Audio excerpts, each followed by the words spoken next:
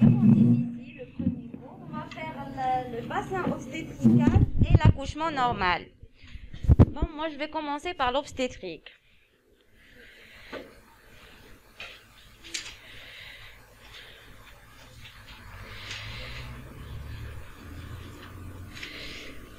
Ça.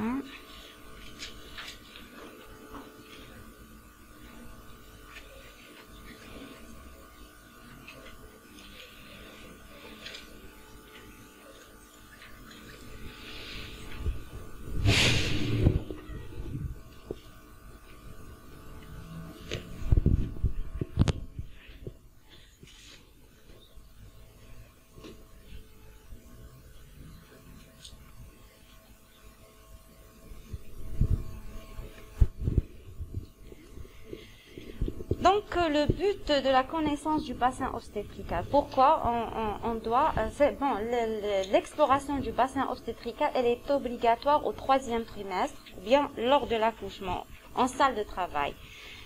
Pourquoi? Pour trancher la voie d'accouchement. Si un bassin, il est rétréci, un bassin chirurgical rétréci, c'est une voie haute. C'est pas la peine de accepter la voie basse et risquer la maman, le bébé, c'est pas la peine.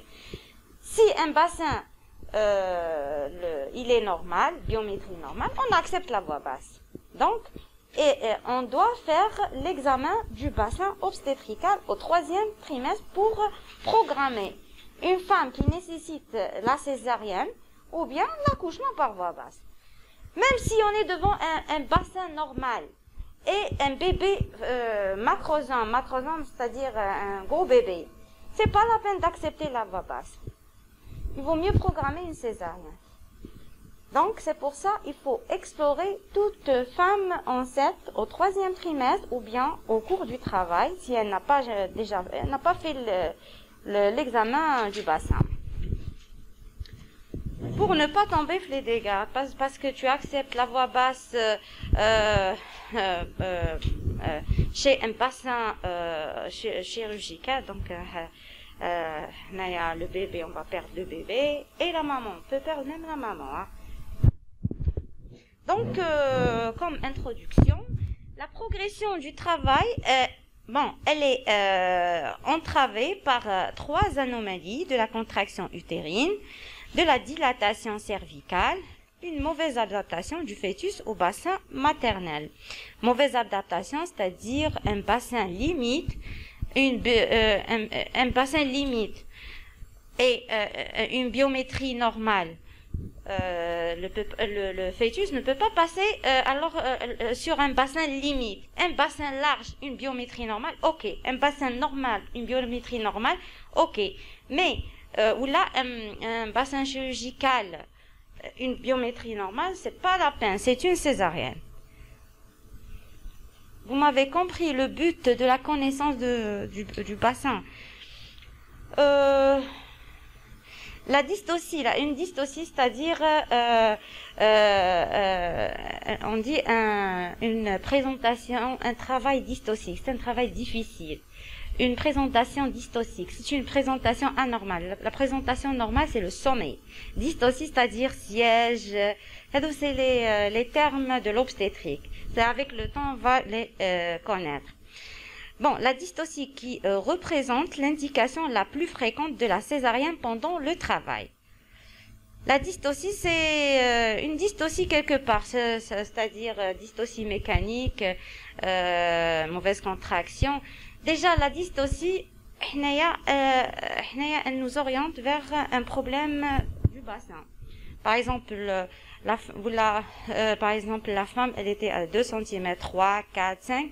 À un moment donné, elle se stagne à 5 cm, par exemple. Normalement, elle avance chaque 2 heures, elle avance la dilatation. On a une stagnation. Ça peut être un problème du bassin. Et soit le bassin il est limite chirurgical ou la biométrie elle est non conforme par rapport au bassin.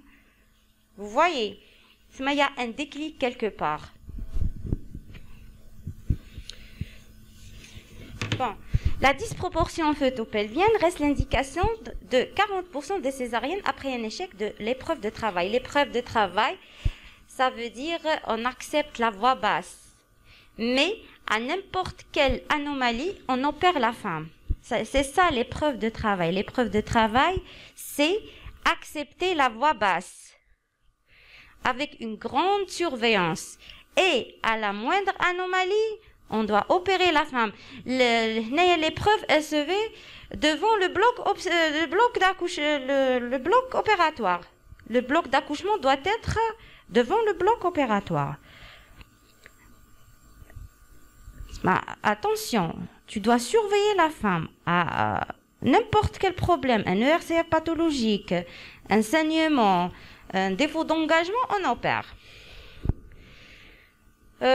Échec de l'épreuve de travail, mettant en jeu le pronostic materne-fœtal, parce que le bébé, là, il est en danger et la maman en danger, parce qu'on peut, par exemple, défaut d'engagement peut provoquer une rupture utérine.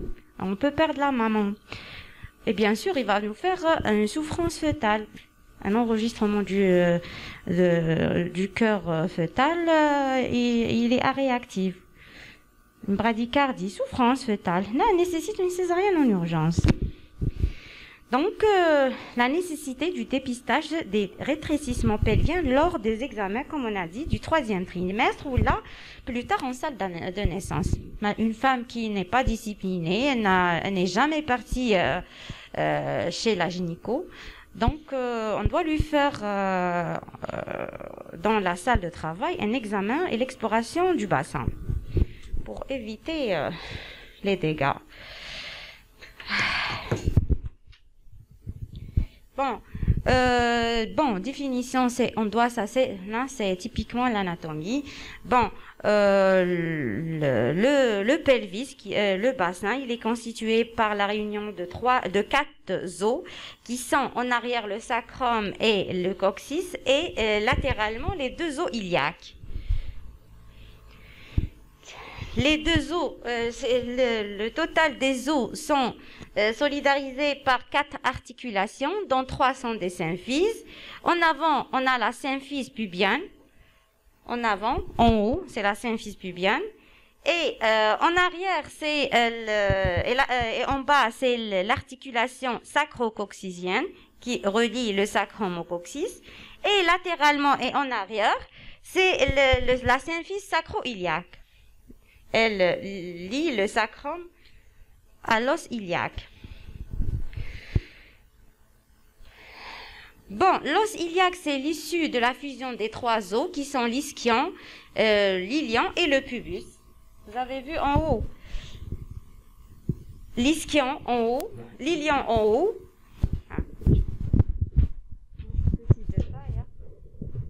Pubis et l'ischion.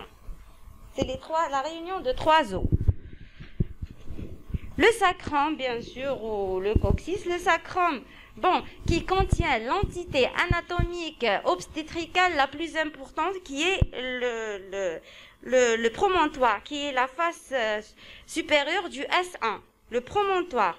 Le sacrum, c'est un os qui contient 5 vertèbres sacrées, dans le bord antérieur de la face supérieure de la première vertèbre, qui est le promontoire. C'est l'anatomie, c'est l'entité anatomique la plus importante en obstétrique.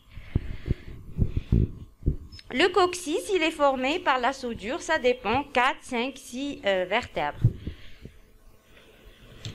Là, c'est l'anatomie. On va passer. Bon, là, ce qui nous intéresse, c'est le petit bassin, qui est le bassin obstétrical.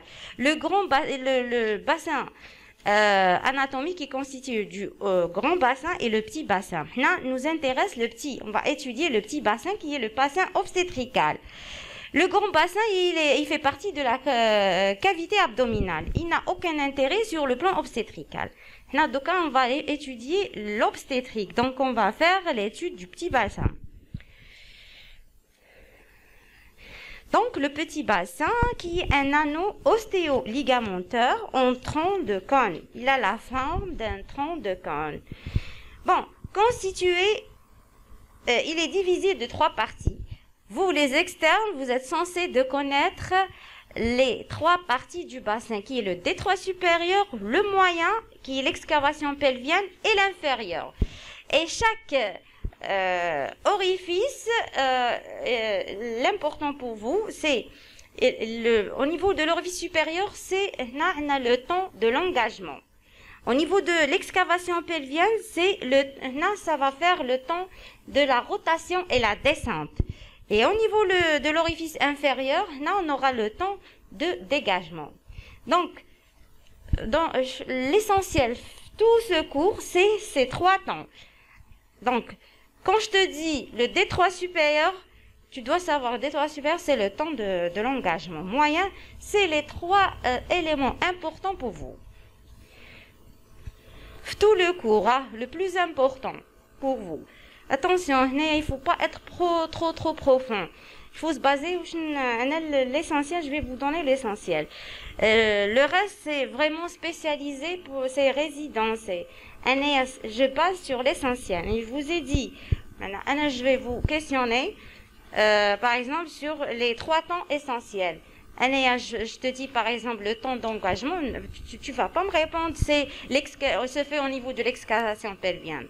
Le temps d'engagement, il se fait au niveau de l'orifice supérieur. Bon, commençons par le détroit supérieur. Donc, on a dit le détroit supérieur, c'est l'espace qui sépare le grand bassin du petit bassin. Il est limité en avant par le bord supérieur de la symphyse pubienne. C'est le plus important. Je ne vais pas vous trop perturber par l'anatomie. Le fait de savoir qu'il est limité en avant par le bord supérieur de la symphyse pubienne, c'est déjà beaucoup. Hein. Latéralement, les deux lignes innominées et en arrière, le promontoire. C'est la base. Attention. Ah, pardon. Allô, oui? Allô? Allô? Oui? Allô, oui? C'est le oui, oui? مازال مدام. أنا نعيط لك ديك يخرج الريزولتا نعيط لك. والله مدام ما باليش مازال ما بعتوهمناش دوك كي يخرجوا نعيط لك. صح مدام يعيشك صح. عاودي. اوكي وشي هو لو نون تاعك مدام؟ اوكي داكور صح مدام بالشفاء صح. Donc celui qui n'a pas compris, il m'arrête. Hein. C'est un cours compliqué, difficile. Vous m'arrêtez, celui qui n'a pas compris. Donc, on a dit, en avant, on a le bord supérieur de la symphyse pubienne, latéralement, les deux lignes innominées, et en arrière, le promontoire. Vous avez compris. Comme le détroit supérieur. Vous avez vu le détroit supérieur. Vous avez compris. Je passe. Bon. Allez, je vais m'arrêter. L'essentiel, ça c'est pas important. Donc, mais il faut imaginer le détroit supérieur. Voilà comment, voilà les limites du détroit supérieur. Et on a dit, c'est le temps d'engagement. Faut bien enregistrer ça. Bon, la forme, il a la forme ovalaire à grand axe transversal. Bon, le canal, il a une hauteur de 15 mm. Bon, il a la forme à un cœur de carte à jouer. Pourquoi? Parce qu'on a deux arcs en postérieur. Comme tu vois, les deux arcs en postérieur, qui sont les deux sinus sacro-iliaques, séparés par la saillie du promontoire. En arrière, on a en avant un arc antérieur qui est régulier. Vous avez compris? Pourquoi on doit de la forme? C'est la saillie, le promontoire qui a provoqué la forme en cœur. Je passe du promontoire. Bon, les diamètres. Passons maintenant par les diamètres. Chauffez, le diamètre le plus important qu'il faut le retenir Au niveau de D3 supérieur, c'est le diamètre promonto-rétropubien. Le promonto-rétropubien, il est à 10,5 cm. Là, il faut bien connaître la mesure, parce que inférieur à 10,5, entre 10,5 8,5, c'est l'épreuve de travail. Inférieur à 8,5, c'est la césarienne. Donc, il faut bien connaître les diamètres. Attention, les enfants. Hein. Il faut retenir le diamètre. Bon, pas tous les diamètres. Le diamètre, je suis basé sur lui. Il faut bien le mentionner. Les autres diamètres, c'est spécialisé. Vous n'allez pas prendre le promonto-suspubien, le vrai du pinard et tout ça, c'est vraiment spécial, c'est pour nous. Mais pour un externe, le promonto-rétropubien, il est à 10,5. Voilà. Le promontoire, le milieu de la ceinture pubienne. Ah. Elle a un rôle essentiel, 10,5. D'ailleurs, elle a le liste Magna. C'est l'association du promonto-rétropubien et le transverse médian. Et aussi le transverse médian, il faut bien le retenir par cœur. On a le médian, on a on va faire tous les diamètres, mais celui que vous devez l'apprendre par cœur, vous les externes, là je vais vous le dire. Hein. Le promonto-suspubien, le vrai pinard et promonto-suspubien, c'est vraiment spécialisé, c'est pour vous. Moi, vous devez retenir que le rétropubien qui est à 10%.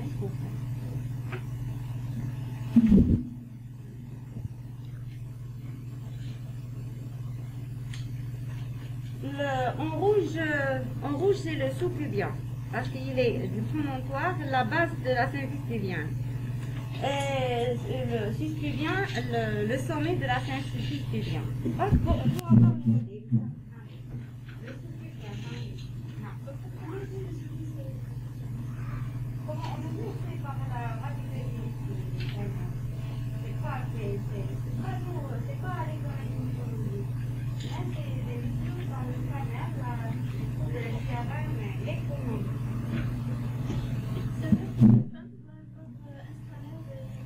Pas toutes, je vais vous dire.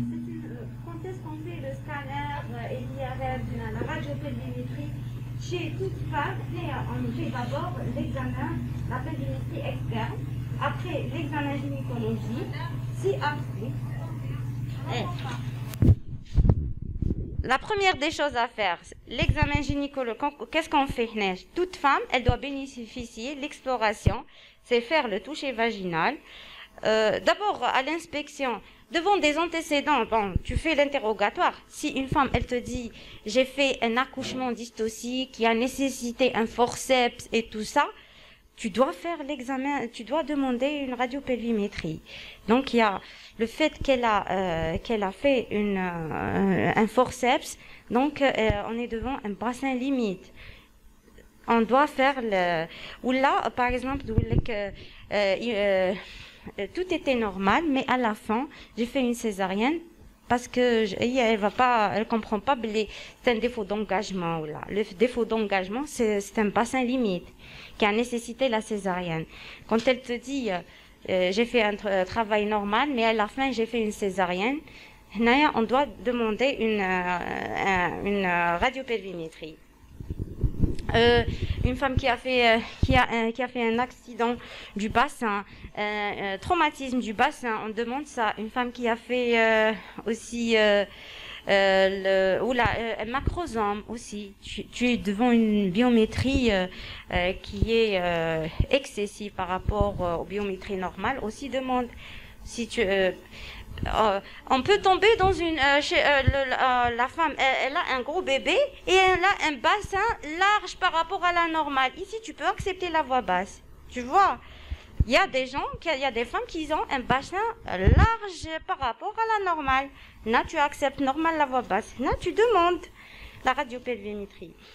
Aussi, on demande la devant une femme qui a fait un problème, un rachitisme et tout ça. C'est pour ça qu'il faut faire un interrogatoire avec la femme. À l'inspection, Aussi, on n'accepte jamais la voix basse. Bon, la littérature, elle dit, on n'accepte jamais la voix basse devant une taille inférieure à 1,60 m. C'est une césarienne. Tu vois, la littérature, elle dit ça. Moi, je suis petite de taille, j'ai accouché 2 fois. Gynécologue, mais on a vu qu'on est toutes petites de taille, mais on a un bassin favorable à l'accouchement. Mais la littérature, elle dit toute femme dans la taille inférieure à 1,60 m, ils vont mieux faire une césarienne. Aussi, toute femme qui chausse moins de 35, c'est une césarienne. Tu vois, c'est la littérature qui dit ça, mais moi je chausse 35 et j'ai accouché 2 fois. Il faut pas tout... Donc, mais vous suivez la littérature, vous, hein, pas la pratique. Encore, qu'est-ce qu'ils disent? Il y a des indications de la voix haute. On va tout faire maintenant. Aussi, des indications d'autres. Avec le temps, vous allez savoir toutes les indications. On n'accepte jamais la voix haute et la voix basse. Une femme qui a fait une césarienne. Ou après, on va trouver une présentation siège, défléchie. Là, c'est une césarienne programmée. Attention, on va pas accepter la voix basse. Une femme qui a fait une césarienne où on a trouvé un excès de liquide. Là, c'est l'excès de liquide. Il va provoquer une pression sur l'ancienne cicatrice. Faut faire une césarienne programmée. On va faire les indications avec le temps, après. C'est un module de 9 semaines. Avec le temps, vous allez savoir les indications de la césarienne. Chaque fois, on va faire les indications. Mais une fois le bassin il est chirurgical, on a fait l'exploration. La femme, elle a un bassin chirurgical. C'est bon, on va plus jouer, on va plus accepter la voix basse. Mais le bassin chirurgical, c'est une césarienne programmée. On l'a dit qu'en urgence, une césarienne en urgence. Attention, on n'accepte jamais l'accouchement chez une femme qui a un bassin chirurgical ou là un bassin limite. Attention les enfants. Hein. Bon, on passe. On a dit le diamètre le plus important pour vous, c'est le diamètre rétropubien qui est égal à 10,5. Bon, on passe maintenant les diamètres transverses. Les diamètres transverses, le plus important pour nous, c'est le diamètre transverse médian, qui est à 12,5. Vous l'avez vu, le diamètre transverse médian, c'est le plus important pour nous. Le maximum, qui est à 13,5, il n'est pas utilisé par la présentation, donc il ne nous importe pas. C'est beaucoup plus pour nous. C'est un cours profond. Comme l'essentiel. Tout vous mentionnez l'essentiel. Il ne faut pas faire tout le cours. Il est vraiment pour le cours des gynécos. Bien sûr. Le médian, le transverse médian, il est important pour toi. Pourquoi? On a un indice, c'est l'indice de Magna. L'indice de Magna, c'est l'association de promonto-rétropubien plus le transverse médian. L'indice de Magna est égal à 23. 10,5 et 12,5, c'est 23. Donc l'évolution. Donc, vous, externe, tu es au pavillon des urgences. Tu vas trouver une femme qui est en train de prendre un scanner, radiopelvimétrie, tu trouves l'indice de Magna égal que tu peux l'orienter. Tu vas lui dire, madame, le couloir, le fait de connaître ces deux diamètres, et l'association, tu trouves l'indice de Magna, si le diamètre il est entre 20 et 22, la normale fait 23, inférieur à 23, c'est louche. On commence à s'inquiéter. Inférieur à 23, supérieur à 23, tu dis madame, supérieur à 23, tu dis madame, tu vas accoucher. Si n'importe docteur qui le cours, تروحي les urgences, تلقاها حكمة le radiopelvimétrie, تلقاي مكتوب l'indice de Magna, تلقايه 23, برك tu es à l'aise, madame, tu vas accoucher. Tu vois? Inférieur à 23, entre 20 et 23, qu'est-ce qu'on fait? On fait l'épreuve de travail.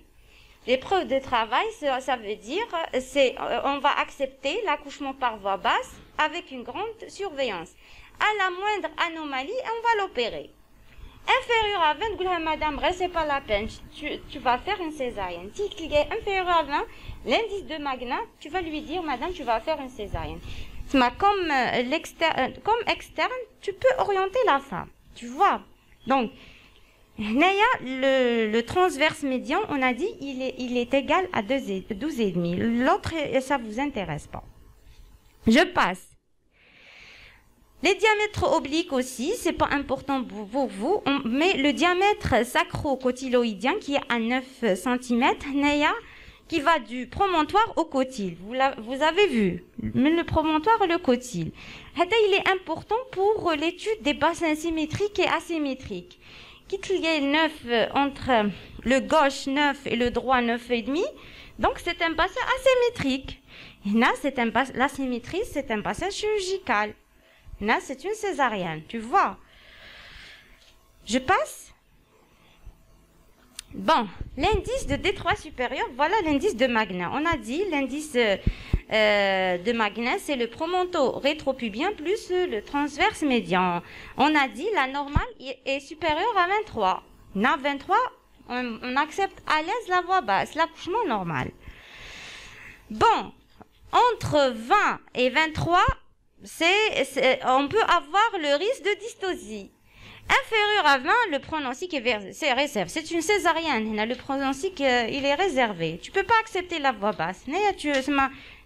Comme gynécologue, un indice de Magna supérieur à 20, inférieur à 20 et j'accepte l'accouchement, je la prison.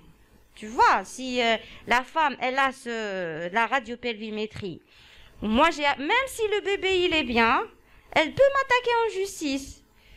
Qui fait, j'accepte la voie basse ou alors que l'indice de Magna, il est inférieur à 20. C'est pas normal.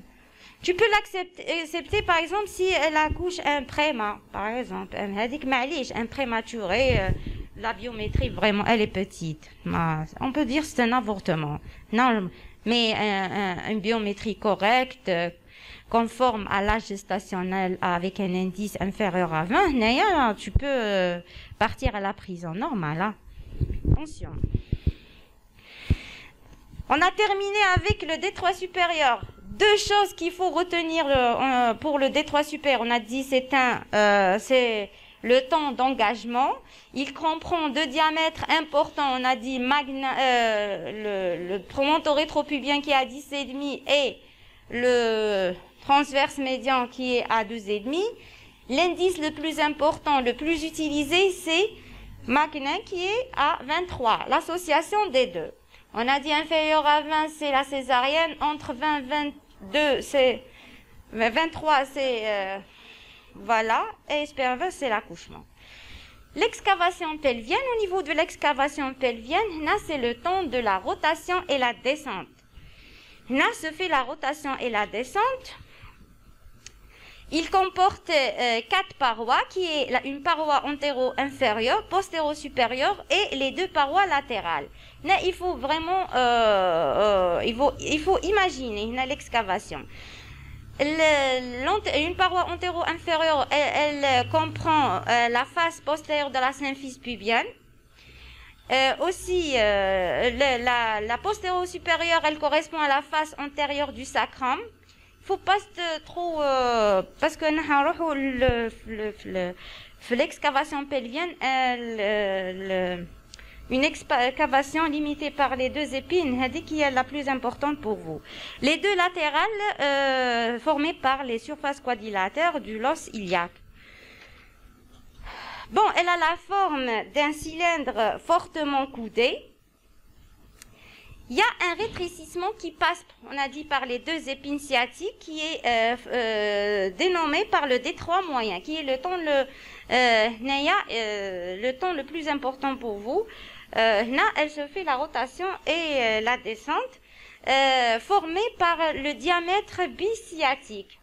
Parce que qu'il y a le rétrécissement par les 2 épines. Qui va nous former le diamètre bisciatique.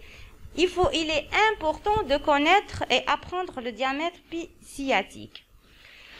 Le bisciatique, le détroit moyen, où on a le biischiatique, le détroit inférieur. Donc, il est limité en arrière par S4, S5, les deux articulations. Latéralement, on a dit donc les deux épines qui ont formé le rétrécissement. Et en avant, le tiers inférieur de la symphyse pubienne. Vous avez compris? Le tiers inférieur. Je passe. On a le diamètre, le bisciatique. Attention, on a l'excavation. Bon, le bisciatique, il est à 10 cm. Les autres diamètres, c'est pas important. Le bisciatique, c'est tout. Il faut se baser sur le bisciatique. Celui qui n'a pas assisté le cours, tant pis pour lui. Hein. Il va faire tous les diamètres, il va les apprendre, alors que c'est pas important pour lui. Bon, l'indice de Fenstrom, c'est pas important pour vous. On écoute l'indice de Magna. Fenstrom, c'est pour nous. Passons par le D3. Donc le D3 moyen, c'est le temps de la descente et la rotation. L'indice le plus important qui est formé par les deux épines, le bisciatique. C'est pas le bi-ischiatique, le bisciatique. Le bi-ischiatique fait dégagement. Le D3 inférieur. Je passe le D3 inférieur. Le D3 inférieur, là, on a dit c'est le plan de dégagement. Bon, limité en avant par le bord inférieur. On a dit l'excavation, la partie inférieure, c'est le bord inférieur. Donc c'est la fin de la limite inférieure. En arrière, c'est le sommet du coccyx. Et latéralement, d'avant en arrière, les deux branches ischiatiques, les deux branches ischiopubiennes, les tuberosités et les ligaments sacro-tubéraux. Il faut bien retenir à la maison, les entités anatomiques, il faut les apprendre pour imaginer à peu près le bassin. Ok? Je passe. Celui qui n'a pas compris, il m'arrête. Hein. Les enfants, attention, vous m'arrêtez. Hein. Je passe. Bon, les diamètres, ici, c'est le diamètre bi-ischiatique le plus important pour vous. Mentionné, bi-ischiatique. Donc, le bi-ischiatique, il est entre les deux faces internes des tuberosités. Il est entre 11 et 12 cm. Ok? Je passe les enfants. L'indice de Nicholson, c'est pas l'indice de Magnin le plus important. Bon, on a aussi l'arcade pubienne. L'exploration est très importante, ou bien on dit aussi l'ogive pubienne. C'est une arcade régulière. Elle est formée en haut par la symphyse pubienne. Latéralement, les deux branches ischiopubiennes qui forment un angle de 85 à 90. Bon, je vous les enfants, là il y a l'angle HEDA. S'il est inférieur à 90, on va voir un problème, on va voir un risque de déchirure périnéale très important. Parce que l'angle il est aigu, plus l'angle est large, plus on n'aura pas le risque de déchirure. La tête ou la présentation elle va sortir normale. Mais quand on a un rétrécissement, un angle aigu, ça va faire déchirure. Ça peut aller jusqu'à l'anus. Attention, ça va faire des fistules vésicales, des fistules anales. Attention les enfants. Devant un angle aigu, il vaut mieux faire une césarienne pour éviter les dégâts. Donc, bien sûr, cet angle, il va former une hauteur de l'arcade pubienne qui est de 6 à 7 cm. Plus la hauteur supérieure à 7 cm, on aura un angle aigu. Plus elle est raccourcie, on aura un angle large. Donc, la voie basse, elle est largement acceptée devant un angle supérieur à 85. Inférieur à 80, qui te connaît l'ogive, l'angle inférieur ou l'arcade, elle est longue, il vaut mieux faire une césarienne. Parce que donc, les déchirures, ça va faire des dégâts. Elle peut même, la femme saignant, on peut la perdre après, par un saignement important. Elle peut entrer en cellulité, on peut la perdre. Hein? Voilà, il va devenir aigu l'angle. Et plus la hauteur elle est inférieure, il va s'élargir et l'accouchement sera facile. Je passe? Oui? Hein? L'épisio, pour élargir le bassin, pardon? L'épisio, qu'est-ce que je pourrais dire? Mais l'angle qui c'est un os, l'arcade, c'est des os, tu peux pas les éviter. Pour élargir les parties molles, l'épisio. Pour éviter les cheveux. Ça aide, elle est systématique. Mais qui te l'ogive pubienne, l'angle, il est, malgré tu élargis l'épisio, tu peux pas éviter la déchirure. Tu vois, quand tu fais l'examen, tu es devant un angle aigu, même tu fais une épisio, elle est systématique, l'épisio. Tu peux pas éviter la déchirure. Des dégâts catastrophiques. L'exploration est systématique. Devant un angle aigu, il vaut mieux faire une césarienne. Pardon. Allô? Allô?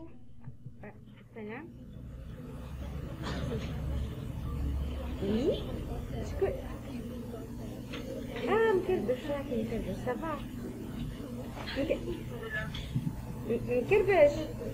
نكربش اني ندير اني عندي انكم مع لي زكتان دوك نعاود لك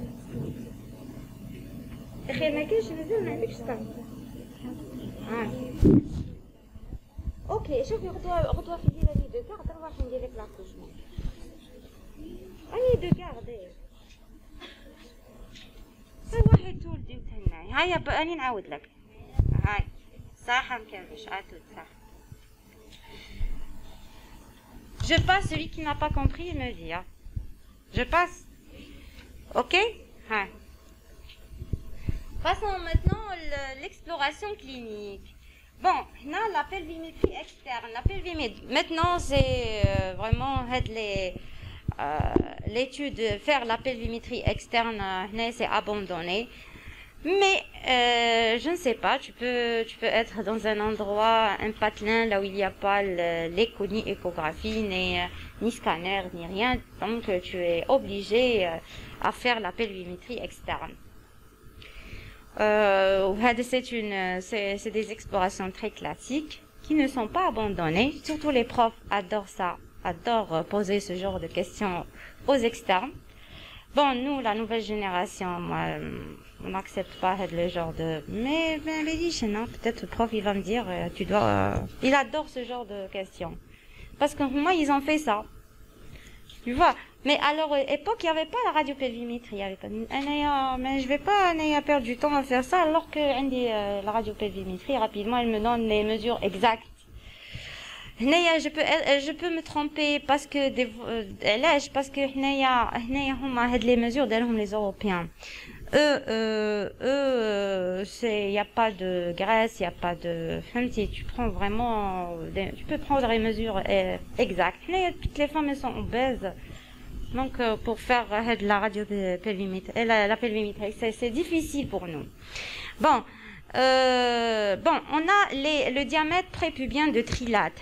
Le diamètre prépubien de trilate, c'est une distance qui se fait entre les deux bords supérieurs du pubis, du pli inguinaux. Normalement, elle est entre deux, en haut, entre les deux plis inguinaux. Tu prends un ruban mètre et on fait la mesure.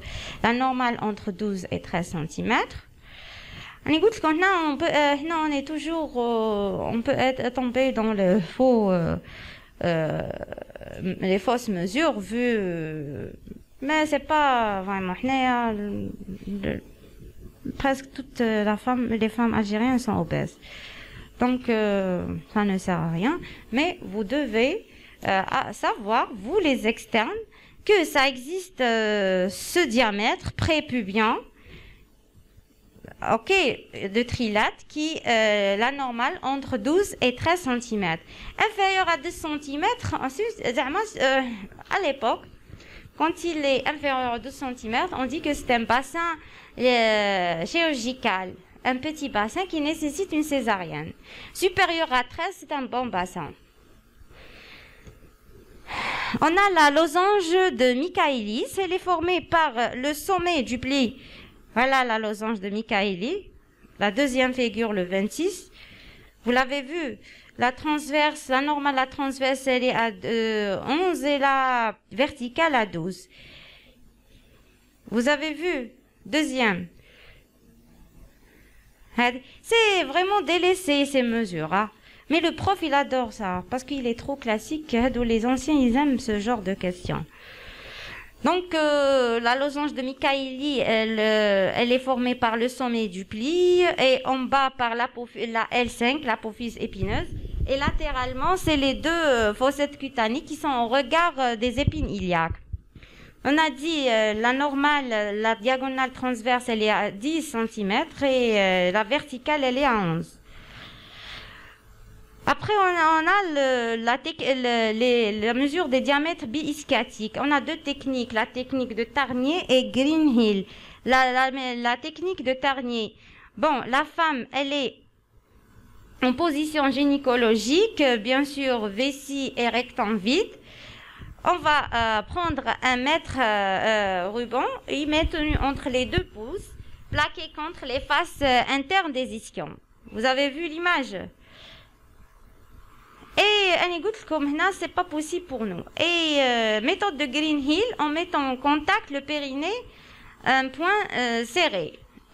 Si et là aussi, ça dépend. Chaque gynécologue, celui qui a une petite main, bien sûr, non, pour moi c'est. Mais attention, hein, je sais pas, le prof, le Ba'al nous a dit. Un autre gynécologue, on n'a pas le même poignet. C'est pour ça, pour moi, c'est délaissé, c'est le toucher. Déjà, le bloc d'accouchement. Et chacune est ça. Tu peux trouver une sage-femme, quand elle fait l'examen gynécologique, elle te dit sur le toucher vaginal, c'est le doigt. Le doigt, il y a 4 cm, on a 5. Parce qu'elle a de gros doigts, ça diffère. Pour moi, surtout la méthode de Greenhill. L'autre, moi, via le ruban. C'est vraiment, tu peux mesurer. Mais ici, Greenhill, c'est mettre le poignet serré, ça dépend. Chaque gynécologue, tu peux trouver une qui a grand, on dit que c'est un bassin largement perméable à l'accouchement. Et mon poignet, c'est à la limite. Hein. C'est pour ça que je préfère l'exploration directement. Bon, on passe par le toucher vaginal. Là, c'est la pelvimétrie interne, c'est l'essentiel. Qui une femme, pour moi, vous, les externes, il faut retenir Greenhill, Trilate, attention, hein. Mais l'important, c'est le toucher vaginal. Quand on fait un toucher vaginal, le toucher vaginal, il permet d'apprécier, de dépister les anomalies du bassin. Bon, on a dit pour faire le toucher, la femme, elle doit être en position gynécologique, bien sûr, vessie et rectum vide. Bon, quand on fait le toucher vaginal, on va explorer la concavité sacrée. Bon, quand on fait le toucher, si le promontoire est accessible, la femme, elle a un bassin chirurgical, parce que le promontoire, il n'est jamais accessible. Fla normal, on peut pas arriver au promontoire. Si tu as pu arriver au promontoire, le bassin, il est petit. Limite chirurgicale, c'est une césarienne. D'accord? Même si tu as impossible, on ne pourra jamais arriver si on est devant un bassin normal. On ne peut jamais percevoir le promontoire. Si tu as pu arriver au promontoire, là, tu dis que je suis devant un bassin chirurgical qui nécessite une voie haute, une césarienne. Aussi, la mobilité de la pédale coccygienne, si tu as pu arriver la mobilité aussi et tu es devant un bassin limite. On ne peut jamais arriver à la pédale coccygienne. Bon, aussi, si on a pu accéder en dehors des 2 tiers antérieurs des 2 lignes innominées, c'est-à-dire c'est un bassin petit, c'est une césarienne. Là, c'est le temps le plus important de l'exploration du bassin. Ok, on peut jamais arriver et percevoir le promontoire, on peut jamais percevoir la pétale coccygienne, on peut jamais accéder en dehors des 2/3 antérieurs des lignes ignominiques. Si on a pu arriver après les 2/3 antérieurs, donc c'est un petit bassin. Vous avez compris? Attention, celui qui n'a pas compris, il m'arrête. Je passe. Concavité sacrée. Tu passes le sacrum, c'est pas possible. Donc c'est un petit bassin. Ok, une césarienne. Tu indiques la césarienne. Et des choses, tous les externes, vous verrez, un externe, il peut indiquer quand il fait l'examen. Tu parles les urgences, tu fais avec la sage-femme ou la résidente ou l'examen, tu peux toi indiquer, tu peux toi dire, c'est une voix haute ou basse, ok? Je passe. Les explorations, donc on a fait l'exploration externe, et on a fait le tarnier, trilate et tout ça. L'exploration interne qui est le toucher vaginal. Après, on va faire l'exploration paraclinique, qui est la radiopelvimétrie. Pardon, hein.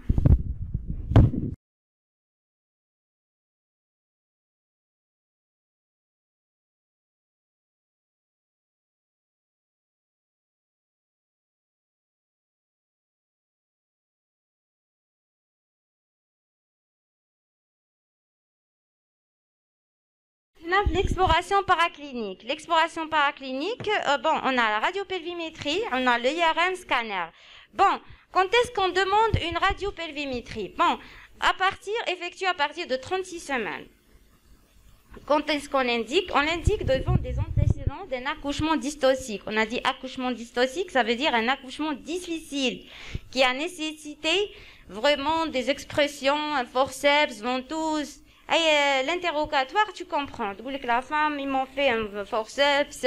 Tu dis que طلعوا عليا هنايا عارفين بلي c'est un accouchement difficile. On est devant un déclic, une femme qui a un bassin limite ou chirurgique. Là, tu demandes la radiopelvimétrie. Ou bien elle te dit ou là, j'ai fait une césarienne. Tu dis que c'était difficile, ils m'ont fait une césarienne. Là, tu demandes... Mais une femme qui te dit que j'ai fait 2 césariennes, tu t'indiques, tu dis que 2 césariennes, c'est bon, elle est condamnée de faire une 3e. C'est pas la peine de demander. Ou là, un traumatisme pelvien. Tu dis qu'un traumatisme pelvien, ou là, tu dis que j'ai un rachitisme, ou là, une malformation de la hanche. Ou là, une femme qui boit, dit qu'elle a une boiterie, tu demandes une radiopelvimétrie. Ou là, une femme petite de taille, dont la taille elle est inférieure à 1,50, mais la littérature, elle dit inférieure à 1,60. Devant un rétrécissement clinique du bassin, tu fais à la clinique, ou elle a un bassin rétréci. Ou là, tu fais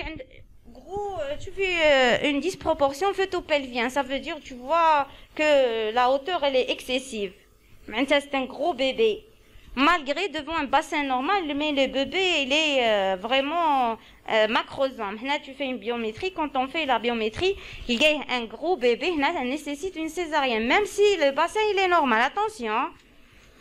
Ou là, une présentation siège. Siège, c'est une césarienne. Je passe. Vous avez compris? Les inconvénients de la radiopelvimétrie, le scanner, l'IRM. Le meilleur, c'est l'IRM.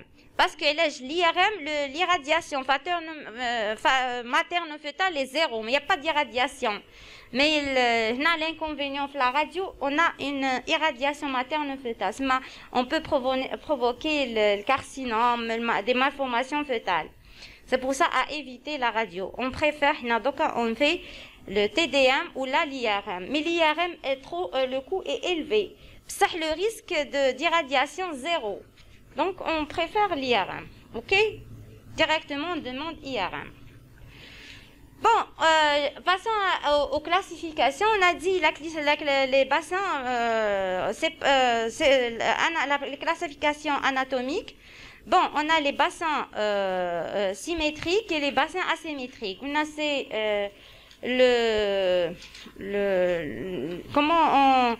bassins asymétriques selon le degré d'asymétrie est précisé par la différence du diamètre sacro-cotylidien. Il est droit et neuf, droit et gauche. On a dit la mesure théorique elle est à 9 cm.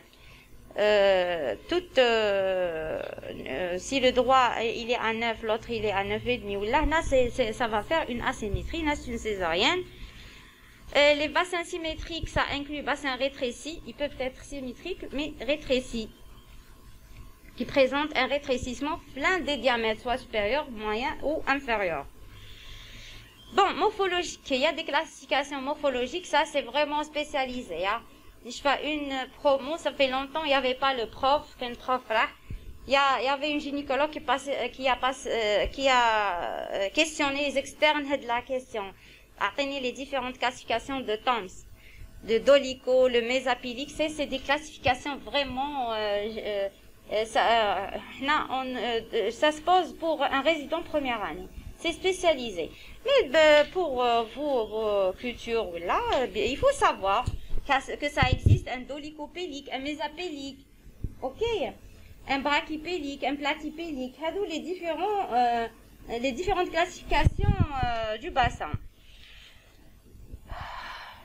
Il y a des classifications de Goldwyn-Muller. Là, c'est pour nous, le bassin le plus favorable à l'accouchement par voie basse, c'est le gynécoïde, le bassin gynécoïde, qui est où le détroit supérieur il est ovoïde, il a l'arc postérieur antérieur ils sont larges, arrondis, il est de type féminin.